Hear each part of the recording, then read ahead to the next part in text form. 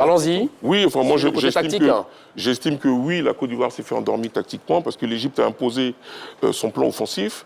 Elle a exploité les erreurs des éléphants pour ouvrir le score et maintenir son avantage psychologique. Vous savez, courir derrière le score ne veut pas dire qu'on a battu un gros match. Ça veut simplement dire qu'on court derrière un score que, justement, on n'a pas pu conserver au départ. Non, moi, j'estime que, voilà, l'Égypte nous a endormis tactiquement parce qu'elle était sur des bases défensives très solides et elle exploitait la moindre faille dans le dos des Ivoiriens. C'est exactement ce qui s'est passé. Ils ont marqué 2 buts en attaque placée. Nous, on a marqué des coups de pied arrêtés, heureux, mais on a marqué des coups de pied arrêtés. L'Égypte pour Massa Goro, c'est pas heureux, hein.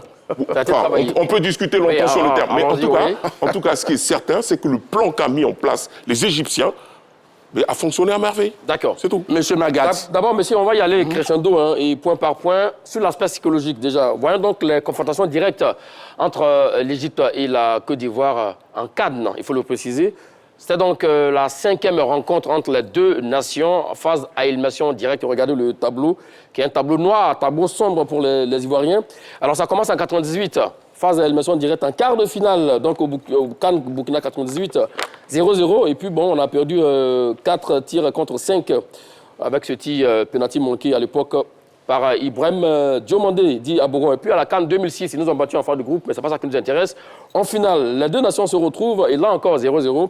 La Côte d'Ivoire fut battue 4-2 au tir au but. En 2008, vous parlez en instant de ce match raté complètement par la génération dorée Didier Drogba. Au stadium de Koumassi. Voilà, on a été battus sèchement, 4-1, avec la Boutreika et Amir Zaki et autres. Et à la Cannes 2021, qui s'est joué en 2022 au Cameroun, la Côte d'Ivoire et l'Égypte sont quittés au temps réglementaire 0-0. Là aussi, également, on perd au tir au but 4 contre 5